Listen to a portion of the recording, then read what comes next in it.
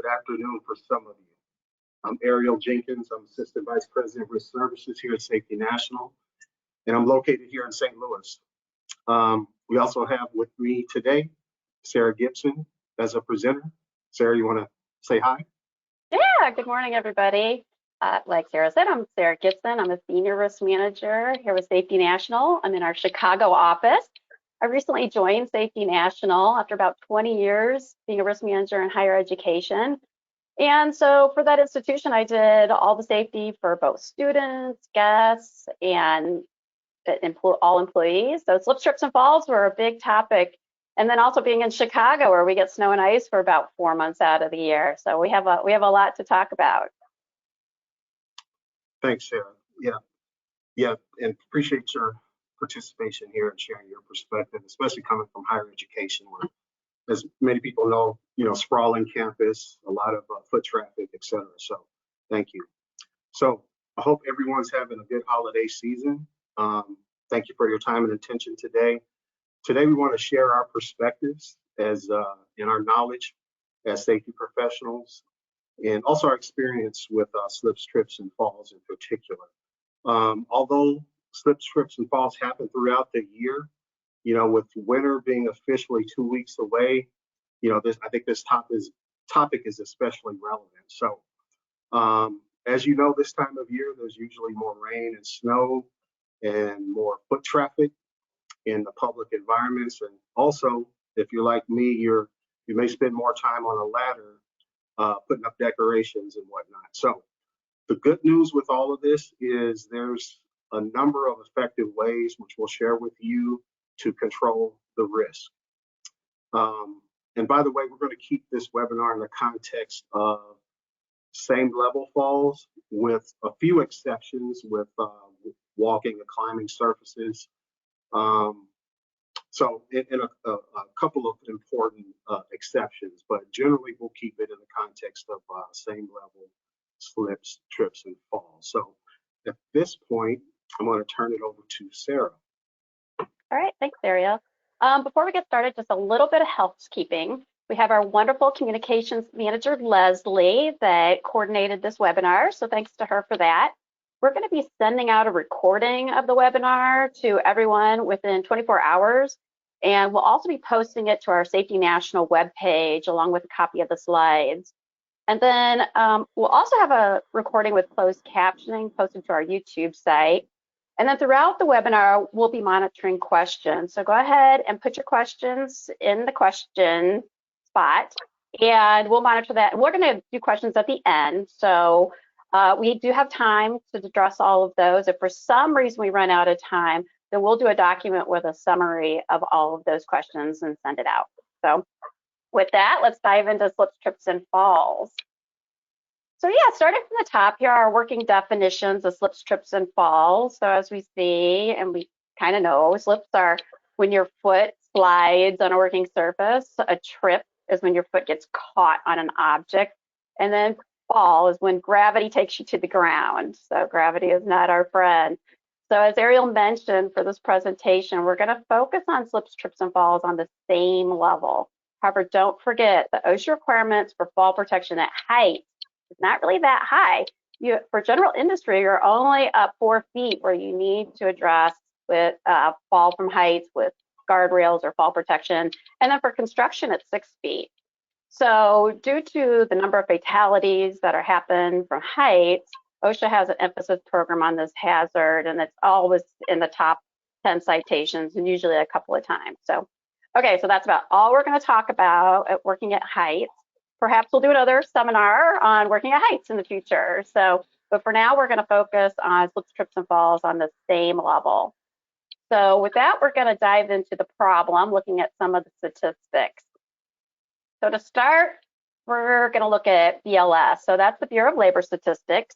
They collect all workplace data. So all that OSHA record keeping stuff goes into Bureau of Labor Statistics. We're also going to look at CDC, which is the Centers for Disease Control Statistics, and they collect all that public health information.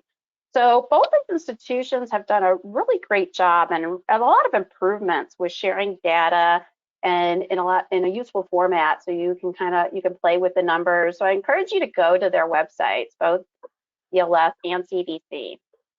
So to look at the data, first we're going to look at overall data with BLS, and this first slide is 8 years of BLS data. So again, only workplace injury data. And on the left, on the blue chart, is our fatal occupational injuries over the last 8 years. And as you see, this is a steady, sometimes increasing trend line.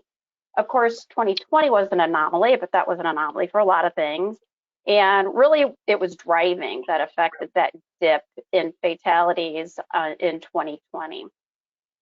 Then on the right side, you see that orange graph, that's injuries and illnesses in the workplace. So this is a better trend line. As you see, it's a downward frequency. And so that's what we like to see, not so much of a change in 2020, a steady line down. But if you look at even further out in BLS data, if you look over the last 30 years, injuries and illnesses are down a wonderful 70%.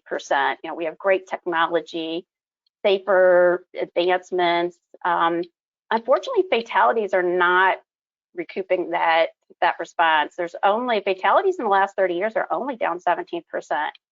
BLS recently posted their 21-22 injury and illness data, and it is up a little bit at 7.5%.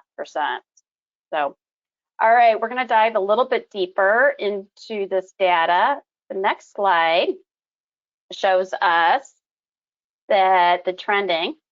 This shows us the 6 leading fatal. So this is fatal data for 2021. And as you see, transportation is a huge loss leader. So we know that transportation is a big one, super risky thing to do to drive every day. But the next you'll see is slip, trips, and falls, which has been there for a long time. With contact and exposure to harmful substances has been there. Violence is really creeping up. So again, maybe another webinar to dive into. But with the BLS data, we can dive in and we can dig into our slips, trips, and falls. The next chart, we do that. And on our next chart, you'll see that slips, trips, and falls on the left is fatalities. Again, as expected, fall to a lower level is still the loss leader. But with falls on the same level is still an alarming rate. So on the right, we can drill down with slips, trips, and falls on the same level and see that slipping and tripping have about the same frequency. All right, so now we're going to switch over to CDC data. And we want to look at that because we want to make sure employees are safe on the job, but we also want our employees to be safe at home. So this just gives another viewpoint looking at CDC data. And that again is all injuries. So there is some overlap between workplace and home because CDC doesn't always define that, where that's coming from. They're getting their data from healthcare institutions. So they also aren't filtering from work from height. So, you know, do take that into account. But this is the healthcare costs that are attributed to unintentional falls overall in the public, again, with some overlap with workplace. So again, this is from 2021. As you see, the first line, the cost of deaths is at about $189 billion. Then we see hospitalizations at about $382 billion. And finally, that last line, you'll see ER visits are almost $700 billion in healthcare costs. So that's just to put some of the numbers in perspective. Our next slide is, again, more CDC data. So this is everybody, but this shows all non-fatal ER visits. So the top, you'll see our ages, and all along the left, you'll see the ranking of the classification of the hazards. So unintentional falls with visits to the ER is the leading cause for all ages. So that's what this chart is showing us. The next chart we get into, again, more CDC.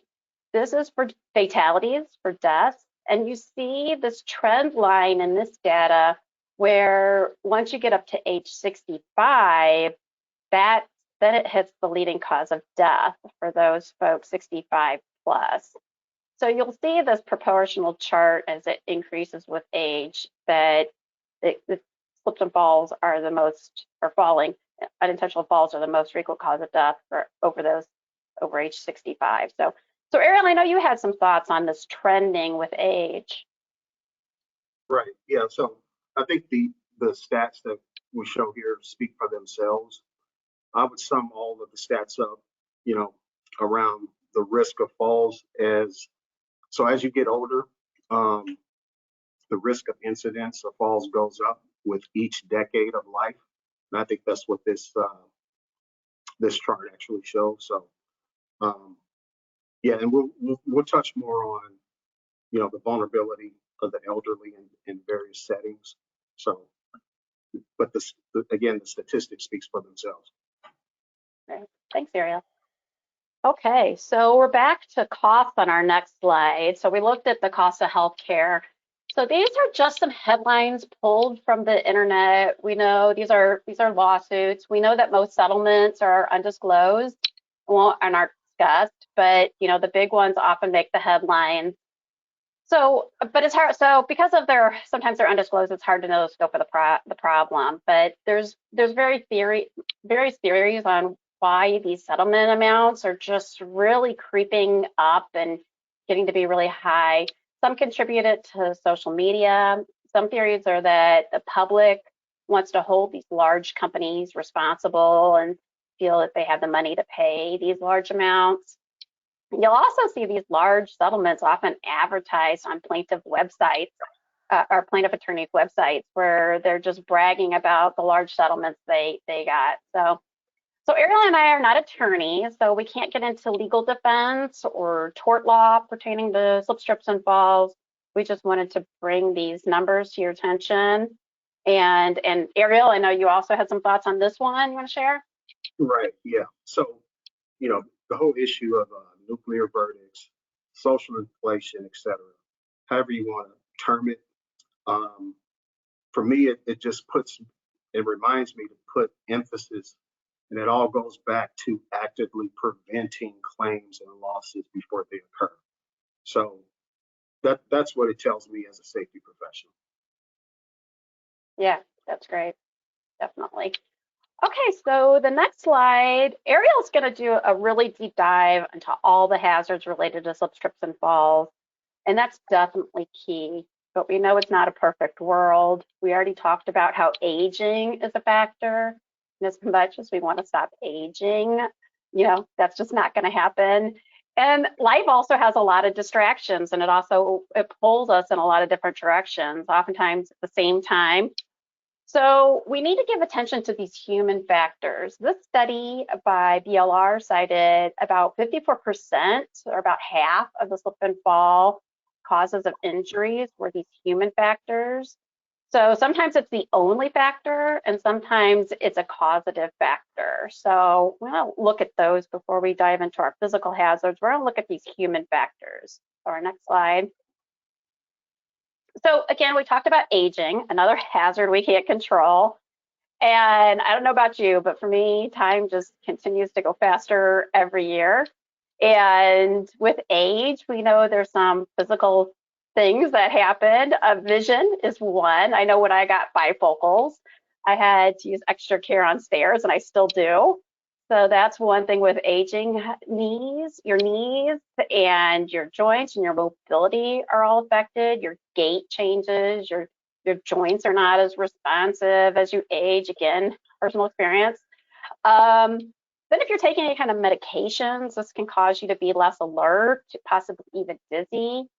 Issues like diabetes can cause foot neuropathy. All those can be contributing factors, if not the only factor, into a slip, trip, and fall. So age is one we can't stop or control, but we need to just identify and realize it's a factor. So we have a little bit more control over some other factors, but they all need to have effect. They can all affect the additional hazard the physical hazards that we're also going to get into. But rushing is a big one. So, we always say, I wanted to get the job done fast. I wasn't paying attention.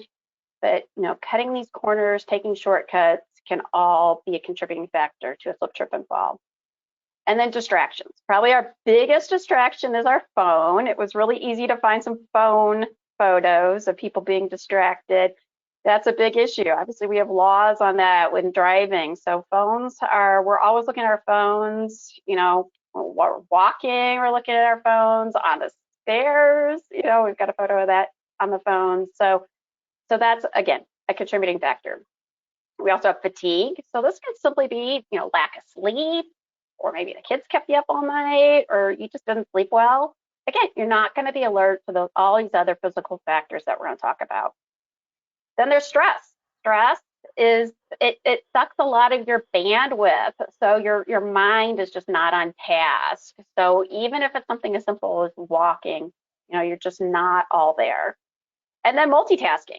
We all like to think we can multitask. You all think you have it down, but it's proven it's not possible. So just looking at the phone and walking is a risk factor. So even though we walk on average about 4,000 steps a day, it's not easy to do. You know, we evolved to walk on two legs. It took a long time for us to get there, and it takes a lot of muscle strength, it takes coordination, and it takes your attention. So just keep these human factors in mind as we go in and we start talking about the physical hazards that need to be addressed. So Ariel's going to dig into those physical hazards, which are always easy to fix, but we want to keep those human factors in mind. So to start, we're going to talk about physical hazards, the first being slippery floors. And I found this study done by the CDC, and I thought this was really interesting. This was a study of 17,000 food workers in 226 school districts. And they found that when workers were provided slip-resistant shoes, they had a 67 reduction in slip and fall injuries. So the takeaway from that is that even though OSHA doesn't require you to buy footwear, slip-resistant footwear for your employees, there's definite a return on investment. So I'd highly encourage you, if you have, you know, an issue with slips and falls, to consider slip-resistant shoes. And you should really even replace those shoes once a year. So it should be a regular program. And ideally, you buy slip-resistant shoes that are rated. ASTM has a fairly new rating system. It's ASTM 3445. It's called the Performance Requirements when Evaluating Slip-Resistant Footwear. And they also have another one called Whole Shoe Test Method. So both of these standards are a way to rate shoes. So when you're buying shoes for your employees, look for that the ASTM certification. And that's going to start to become a lot more popular. It's not quite there yet, but that'll give you a surefire way that they've been rated and tested. So when I was at the college, we bought slip-resistant shoes for all of our facilities folks. And if they were damaged in any way, if the soles were worn, if there was any, you know, tears or problems with the shoes, there was no questions asked. We replaced them. We knew how important good footwear was. And you also need to give your employees a good selection of footwear. So there are a lot of online shoe companies out there, and many will guarantee the shoes. We had one that would guarantee the shoes for slip-resistant shoes for about 6 months. And if they're work shoes, you know, with protective toe, they can even guarantee them for up to a year. So, all right, Ariel, I know you have some more to talk about footwear, so I'll toss it over to you. All right. Thank you, Sarah. So, and thanks for that perspective on slip-resistant soles and shoes in particular. So, I just, and this is from personal experience, just reflect on my days as a consultant, just again, from a safety professional point of view. People who know me know I have various pairs of shoes, and, you know, based on the environments that we all are in. But anyway, reflect on my days as a consultant. You know, you got athletic shoes compared to slip-resistant soles. And if you notice, just take a look at the difference in the soles and the tread patterns. On the right, you may notice it really looks like a tire tread, and it feels like tire tread when you put it on. And I found that regardless of what environment you're in, whether it's concrete, metal grating, kitchen tile, marble floors, etc., rain, snow, sleet, ice, the shoes on the right are the most effective at keeping the risk of slipping and falling to a minimum. So I just wanted to point that out and point out that perspective. So in conjunction with what Sarah pointed out with the new standard, you know, I encourage you to try them out and put them to the test in actual real world environments, and you'll kind of see for yourself. So hopefully that'll give you guys some insight with recommending and selecting slip resistant soles. Something else, this may look familiar to a lot of you, you know, walking through your communities, or, you know, maybe visiting other cities and different places you've never been. So from a liability standpoint, I think it's important to have a clear distinction of who's responsible and who's liable, because liability and who's responsible and liable can be a matter of feet. I'll give you an example. Like in my neighborhood, for example, if I stand on my front steps, you know, you have a sidewalk there. Well, the sidewalk is the city. You walk another few feet and you have common ground, which belongs to the homeowners association. And then you have the street. So when you run into situations like this, you know, again, it's important to, you know, first of all, understand who's liable, and then come up with a plan to correct it. Also have, you know, speaking from personal experience, I have city water valves like right in the middle of my driveway that's actually created some tripping hazards. And after some communication, it ultimately, you know, got resolved. So just having that clear distinction, and, you know, once you discover these hazards, communicating, because it's in everyone's interest to have safe walking environments, you know, regardless of who's liable. And I'll share another story with you. When I first moved into my neighborhood, we were required by our homeowners association to name them as an additional insured on our homeowners policy. And that actually caused me to have to change insurance carriers. But ultimately, you know, the homeowners association did away with that. But I bring that up to just make the point that, you know, with liability, you know, it can span a lot of different areas. Because in my neighborhood in particular, we have a lot of lakes, and we have a lot of attractions that could more than the average neighborhood. You know, we have live concerts, like I said, we have lakes, we have playgrounds, etc. So the homeowners association was naturally concerned about the additional and the potential liability associated with that. So parking lot hazards, as you see here on the left. I don't know about you, but I have seen this in various areas. So I think what this shows is the fact that, you know, obviously on the left, this is in need of repavement. And once this is discovered, you know, the clock starts ticking to where you have to do something about it and repave it and repair it. So with that said, in the meantime, you know, having cones and even putting up caution tape where you want to keep people out of these areas. Because if not, you know, it could go unnoticed, cause a trip and fall. Next thing you know, you have a claim. So again, warnings serve to let reasonable people know that they should avoid these areas. So it sounds simple, but it can make a huge difference. Also on the right here, you know, as we approach wintertime, about 2 weeks away, we're going to see, you know, we've seen this in the past, and we're going to see more of this in parking lots where you have a parking lot that's cleared, but obviously there's still slip hazards where things are thawing and refreezing. So it's important to make sure you have the right ice melt. So whoever's handling your snow and ice management, you know, make sure that they have the ice melt with the calcium chloride, magnesium chloride, and some of the other substances that you can see here. Also, it boils down to liability as well. So whoever's clearing it for you, you may want to make sure you have, you know, the right indemnity agreements, and it's understood who's responsible for what when things go awry.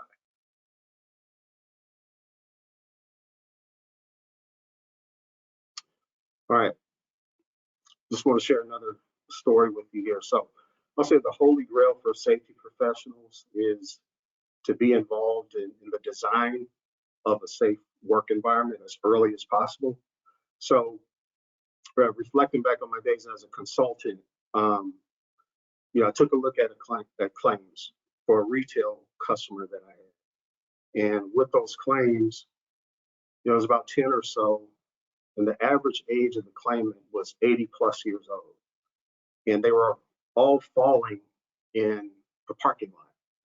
So naturally, I wanted to go check this out and see what was happening. So what you're seeing here is one of the main entrances to this retail store, where there's actual 3 different level changes to enter the store and also to exit the parking lot. And a number of, unfortunately, elderly folks were falling in this area.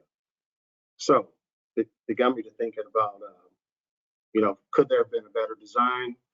Well, by this time it was too late. So we definitely wanted to benefit from hindsight. And as you can see here, these yellow contrasting curves that are painted,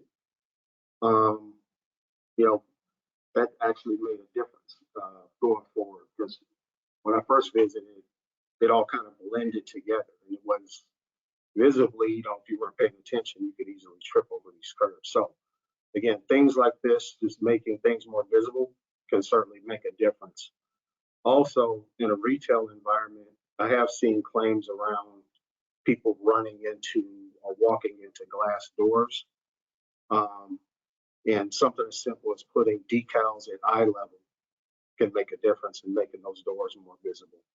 So some of the takeaways here, again, small things can make a big difference with reducing the risk and cutting down on the risk of claims. Let's talk about floor mats. So it's recommended to have floor mats that absorb and abrade, also with enough walk-off length. So what you're seeing on the left is a typical walk-off mat. You want them to be long enough to abrade what's on your feet, so remove what's on your feet, any foreign debris, so it doesn't get tracked throughout the store, whether it's water, mud, or anything else. And again, you want them long enough. But on rainy and snowy days, sometimes they can become saturated. And it's important to have an exchange of mats that you can change them out when they do become saturated or extend the length. And then in the middle here, you can see a floor mat where it abrades. You can kind of see the grooves in the bottom there. That'll definitely be more effective with removing debris from the feet.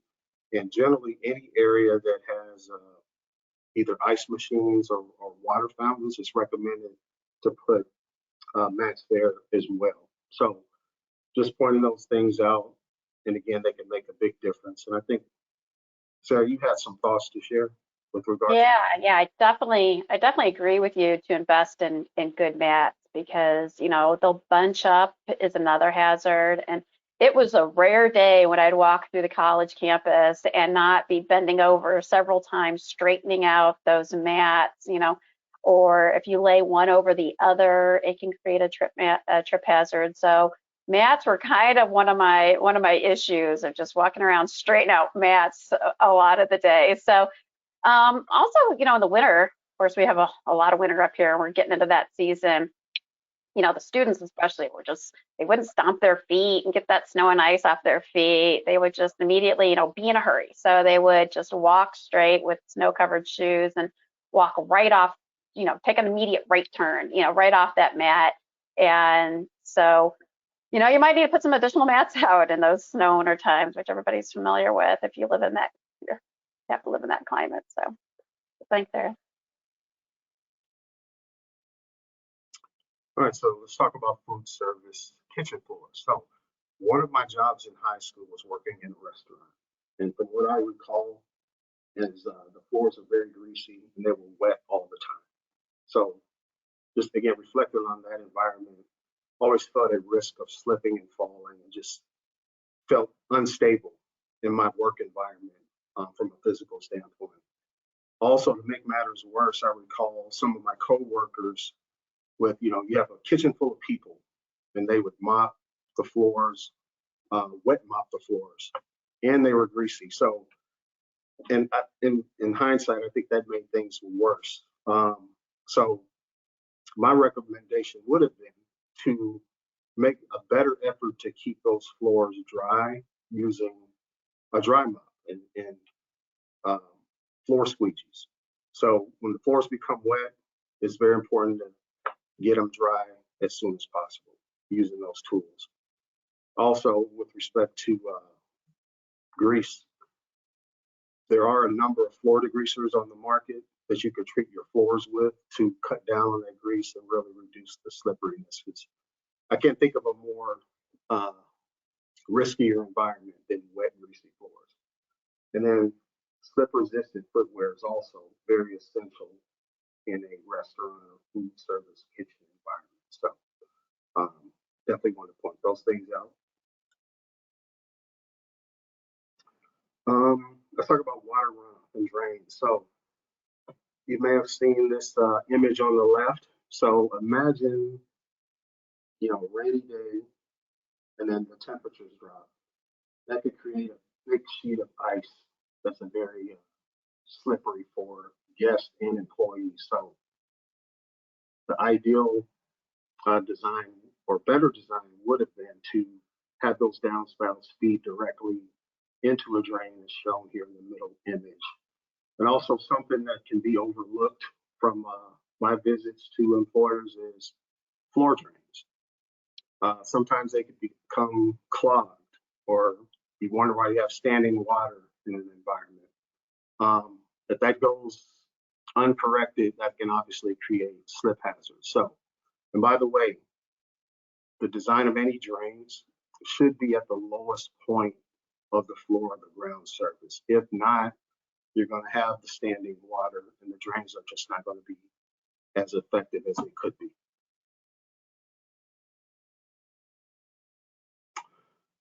Something else that's, I'll say in my consulting career with a very large ground transportation company, every now and again they would get these trips and falls when they were delivering packages. So one of the things I discovered is and realized is that visibility, the limits of visibility when you're just simply carrying a package or a box in front of you. And in this image that you're seeing, it's probably, I'd say about a foot and 1.5 feet in cubic feet. And if you're carrying something at that size, it's going to cut down your visibility roughly 5 to 7 feet directly in front of you. So, which can obviously be hazardous. And it's even more hazardous if you're doing that going up and down stairs. So as these gentlemen are carrying packages down the stairs, and notice too, they're not using the handrails when they do that. Maybe the stairs is their only option, but a safer option could be use of an elevator if it's available. So again, just pointing that out, if you have these kinds of exposures or environments, over the years I've seen claims related to these scenarios. So let's talk about ladders. I know we mentioned same level falls, but I thought an opportune time was just to point out a few key points related to portable ladders. So the setup of a ladder, and then what you do when you're actually, and how you behave on the ladder, so to speak, can make a big difference. So with respect to setup of the ladder, the 4-to-1 slope, I found that to be very key. That'll give you a safe slope to keep the ladder from tipping backwards. Another key point is keeping your center of gravity between the side rails. So a good indicator of that is your belly button, or some use the belt buckle. So if that belt buckle or your belly button goes to either side of the side rails, you're at risk of tipping to the side. So, in toolbox talks or whatever means of communication. Those are two key areas that I think make a difference with that ladder, you know, staying put. And this is assuming that everything else is in working order. By the way, the OSHA standards have very good outlines and lists of kind of do's and don'ts and how to set up ladders, both the general industry standard and the construction standards. So I encourage you, those that are interested, take a look at that. But again, the way the ladder's set up and just staying within those side rails, again, can make a big difference on whether you fall from a ladder or not.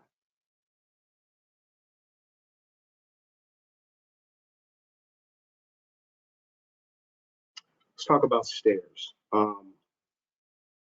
In this image here, I think you can kind of see what the issue is with the stairs. You know, whether it's indoor or outdoor, especially indoors, the heavy shadows can create depth perception issues when you're walking on stairways.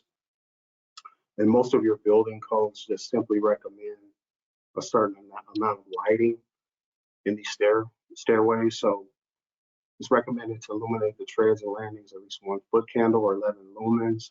If there's ever any question about that, you can use light meters to kind of test the lighting and see, you know, how well your stairways are lit to, you know, removed out there. But yeah, if there's any heavy shadows, then there's a good chance you need to increase your lighting in your stairways, which again can make a difference and reduce risk.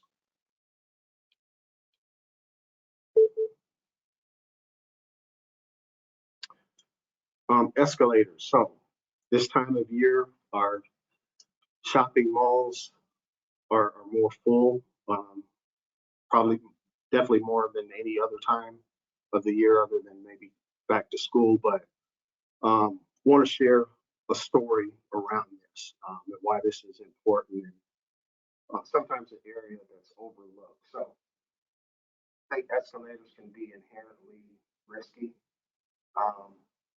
Generally, everything on the escalator should be in working order. You know, they should be smooth, no herky-jerky motions or anything like that. But there's a story around this. So several years ago, I get a call around this time of year that an incident had happened at a customer site. And unfortunately, long story short, unfortunately, there was a toddler about 4 years old who was able to scale the top rail or the top handrail of the escalator and access the area between the rail and the top rail of the escalator, fell about 20 feet or so to his death. Come to find out, there was a small opening that he could access, kind of like what you're seeing in the image to the left where it's guarded. But if you can imagine, there was a piece of furniture right next to that area. And he ended up climbing the furniture and was able to ride part of the rail down, but unfortunately fell, again, 20 to 25 feet or so. On the image on the right here, you can see this bench right next to this rail where, again, a small child could think it's fun to climb that and fall, you know, and the outcome wouldn't be good. So I tell this story, again, to just make others more aware that this can happen and just avoid placing furniture near, you know, anywhere near a escalator way or a open well here where you got these handrails here that could possibly cause an incident. Also, from a legal standpoint, it can be considered an attractive nuisance. So just keep that in mind when, you know, the design and setup of your office spaces, just your building spaces in general.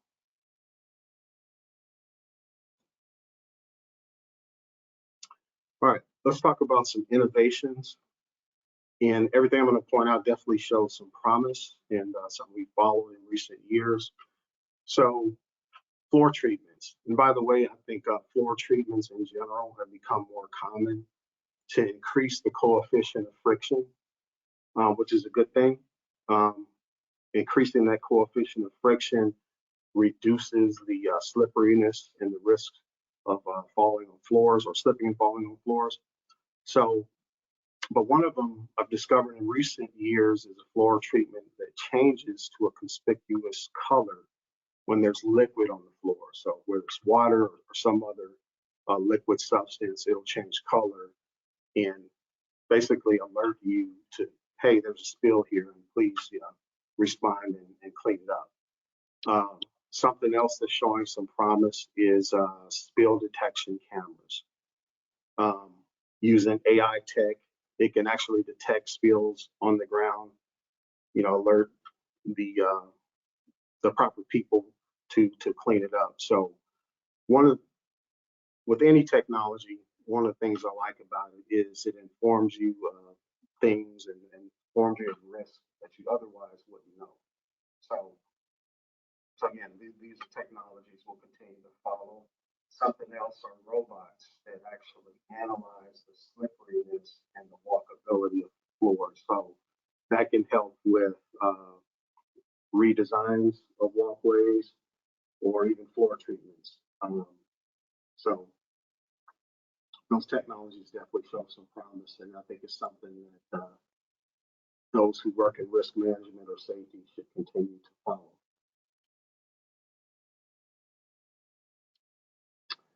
All right, so with everything we've covered so far, slips, trips, and falls, housekeeping is absolutely still relevant. But to practice housekeeping, you have to equip, train, and reinforce with your employees. So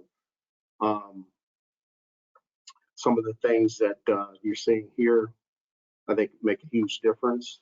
You can kind of see that for yourself, but the last point here with cleaning up spills. So I think a best practice is once a spill is noticed by an employee, that they're trained and encouraged to clean them up quickly, and they're equipped to do so. I can think of a customer who their practice was you had to clean it up within a matter of minutes, and you had to stay and monitor that spill until it was cleaned up, and you made sure that it was cleaned up instead of walking away. So I think that practice is certainly effective. If you use that in conjunction with some of the technologies I mentioned, you can really, really cut down on the risk. Sarah, I think you had something to add with this. Yeah, floor signs, wet floor signs. They were at the college, they were just a pet peeve of mine because at night the custodians would clean the floors and they would do a great job. They put out their wet floor signs. We also had the big yellow cones, but then the day shift wouldn't pick them up. And there were always wet floor signs on completely dry floors. In other words, I'm walking around straightening out carpets, I'm picking up wet floor signs that are on dry floors. So, you don't want to cry wolf, and you want to use the signs when they're needed. So I kind of like those little pop-up ones that better than those big cones that are harder to move around, harder to store. Those little pop-up ones, you'll see those in grocery stores. Sometimes at the end of an aisle, just in a little sleeve attached to the end of the aisle. And, I don't know if you're even a customer or, kids spill something on the floor, you can grab that right out and pop that up. And because they need to be easily accessible. That's so much key to safety. You're only gonna take those shortcuts when when you don't have the right tools or you're rushing and all those things. So I think we also mentioned the ice alert signs. Those are out there. We see those up again if you're in a northern area like I am. They'll actually change color. So especially, we had this a lot at the college where in the springtime where the ice would start to melt and, once the sun came out, and then towards the evening, right about the time everybody was ready to go home at night, about 5 o'clock, 4:30, it would start to freeze up. So those ice alert signs will change, indicate when weather is hitting that freezing level right at 32 degrees, and alert you whether it's warm enough or it's starting to freeze. So, those black ice is a hard one. So, and then you have cord covers on here, and those are especially important. Those are some nice cord covers that you have a picture of. We like to think of that as more of a temporary situation. And then if you really are in a pinch, tape down your cords, but those nice heavy duty cord covers are the best. So. All right. Thank you, Sarah. Okay, so I'm gonna almost start wrapping things up here. You know, everything we talked about is shared responsibility, and you'll see here that company has responsibility, individuals have responsibility. So in short, it's safety is everybody's responsibility in an organization. I'm sure everybody's heard that before. But you know, you see some of the things outlined here, but a lot of it is culture too. We've really got to get to that culture, that safety culture, and see something, say something is so basic to a safety culture. A strong safety culture provides psychological safety. And when we say that, that's when employees feel safe to say something. They feel safe to point out a situation, you know, a hazard, a physical hazard, a physical hazard. They feel safe to say something, and that when they say something, something's going to happen too, that the hazard's going to be fixed. And then they're going to be comfortable about reporting it. They also need to feel comfortable to just speak up when they don't understand something, or they might need more training. So that's psychological safety. That's so key in a safety culture. You know, and if things don't get addressed, if these hazards keep going unaddressed, the company with a strong safety culture will always address those things. And when something does go wrong, they'll look at it as a learning opportunity, not necessarily just blaming people. So those are all key things. I just kind of wanted to harp on safety culture a little bit. It's so important. All of these things, it's a shared responsibility. And we pointed out a lot of physical hazards, a lot of those human factors that we have. So I think Ariel's going to wrap it up for us, and we'll take a look at the questions too. So Ariel, I'll throw it back over to you. Yeah, thanks, Sarah. So, yeah, I will just sum up everything as, it's all our responsibility, from the very top leadership to the front lines of the operation, and to keep the methods to realize the safest operations at the forefront of people's minds. So that's all of our responsibility. Let's keep it at the forefront of our minds. You know, we keep hearing about nuclear verdicts and social inflation. So what that spells to us is just being more vigilant about and being more active about the safety of our operations. And so thanks for your time and attention. And Yeah, we have just a couple of questions. And one was with the question of, do you have any suggestions for preventative measures in human factors? So, you know, when we talked about human factors, some of are really like aging are really hard to prevent. You can't stop the aging process like we talked about. It's really just awareness. It's so much awareness that how those other human factors, rushing, distractions, using your phone, you know, especially if you're doing, you know, really hazardous, you're working around a really hazardous area. But, you know, even just these slip, trips, and falls, that's what we want to prevent. So just really an emphasis. And again, the coaching mindset, if you see somebody rushing, just be like, hey, you know, not in a negative way, but just in a coaching way, you know, I see you're really busy. Can I help you? You know, just this kind and caring and coaching way will help you to, you know, really affect your incidents. I know, Ariel, did you have anything else on that? Suggestions for prevention measures for human factors? Yeah, I do. Yeah, you know, we covered some of it in the webinar.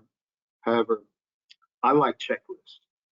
I always like checklists because checklists put risk control measures all in one concise format.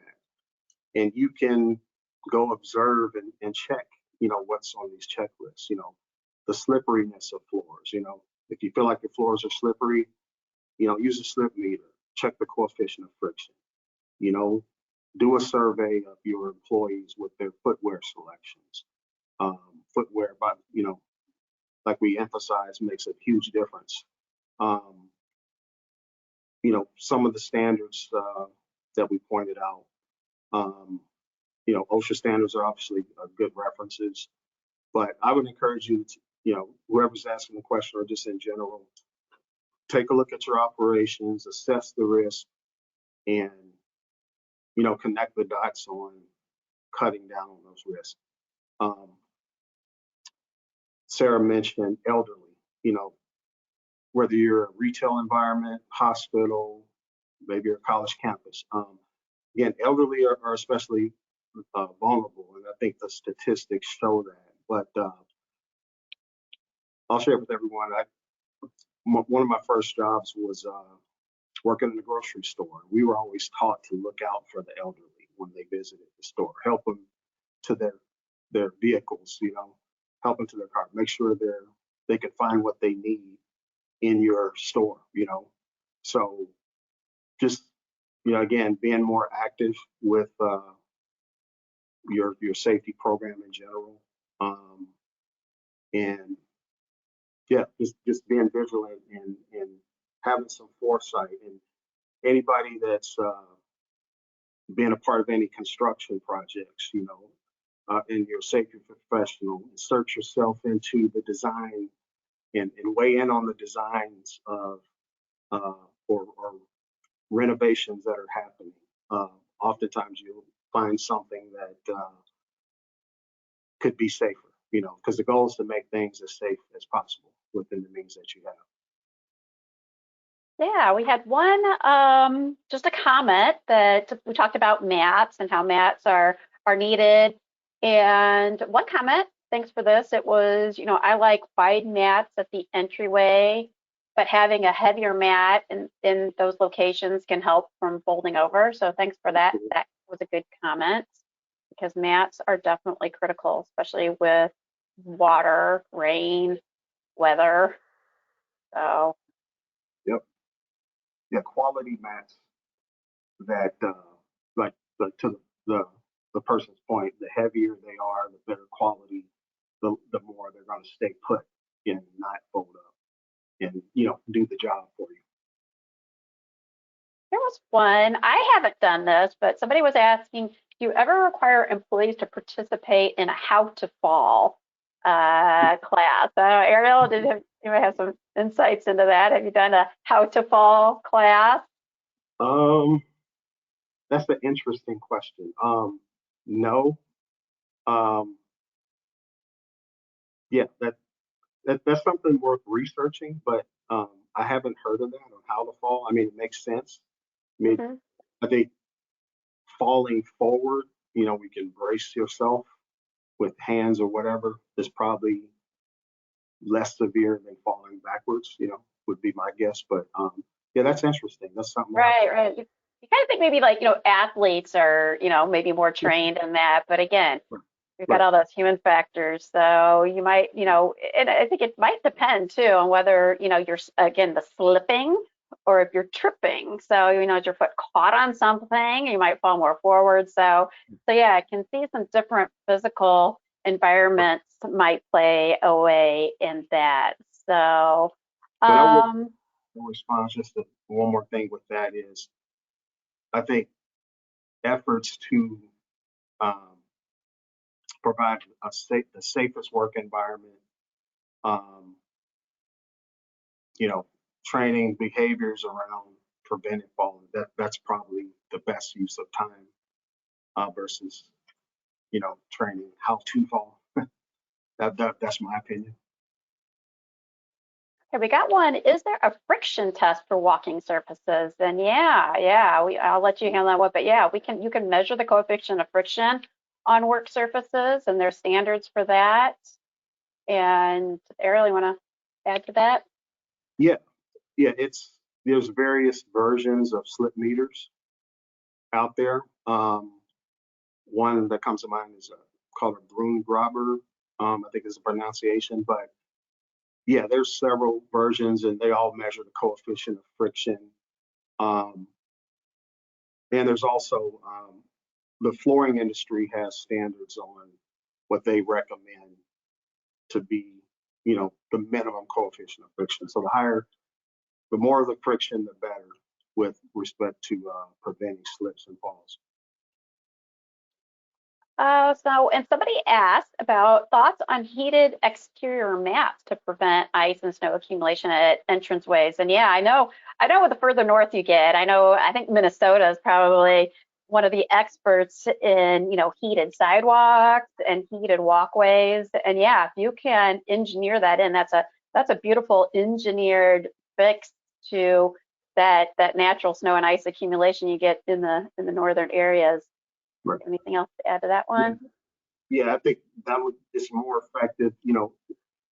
It's going to take time for any ice to melt. So if you use ice melt with some of the substances that I mentioned with the heated, it's just going to make that the ice is going to melt faster, and then the moisture is going to evaporate too more with the conjunction of heated and heat and ice melt agents. Okay, we got some more coming in. We got a few more minutes. We can take a stab at a few more of these. Suggestions to mitigate trip and fall risk on soft surfaces. And I guess my first comment on that would be a concern of when you're going from a hard surface to a soft surface. Those transitions are, not preferred if you can avoid it. So, and obviously, carpeted areas are usually not as frequently slips and falls on carpeted areas, not as much as the tile area. The tiles are more of the problem. So, Ariel, your thoughts? Yeah, I agree. It's soft surfaces typically are not slippery. But to the person's point, the transition, say you're walking from like a marble floor, which is among the most slippery, to something more soft. Yeah, visually or visibly, you want it to be a contrasting color so you can notice the differences in the floor surface. So that's the best practice, from a visibility standpoint, is just making, any change in elevation or floor surface, making them a contrasting color definitely helps. Yeah, and on that same note, we had a comment, again, contrasting colors kind of catch your eye. This was a comment about using yellow and black tape on the edges of elevators and landings to help avoid trips when the elevators don't line up just perfectly with the landing. Right. That's a great point, and that's something we did not cover. But yeah, elevators, if they don't level properly, that spells they need repaired. But yeah, that can create a trip hazard for sure. And it can create issues with like wheelchairs and stuff like that as well. So yeah, those elevators should level, and if they don't, something needs to be repaired there. Yeah, here was another comment about wellness programs and stretch and flex programs, which, I'm a big advocate on those programs. They're a hard sell a lot of the times, people aren't too interested in doing exercises. But yeah, really, especially if you have a physical workforce who are especially using those ladders to really get warmed up. Again, the older you get, the harder they are to get warmed up for work is a really great thing to do. Definitely a best practice to have a stretch and flex program. Stretching, physiologically, stretching makes you more capable of performing physical tasks. It's just a physiological fact. And even if you're a little sore and stiff, stretching can help there as well. Because stiff muscles, cold muscles can lead to more strains and sprains. Okay, well, that takes us to about time. I think we had a couple other things we'll review those, and if there's things we have some more information on, we'll put that out in a document. But yeah, I want to thank everybody for being here. Have a great holiday season. Thanks, everybody. Okay. Appreciate it. Be safe. Okay, bye-bye.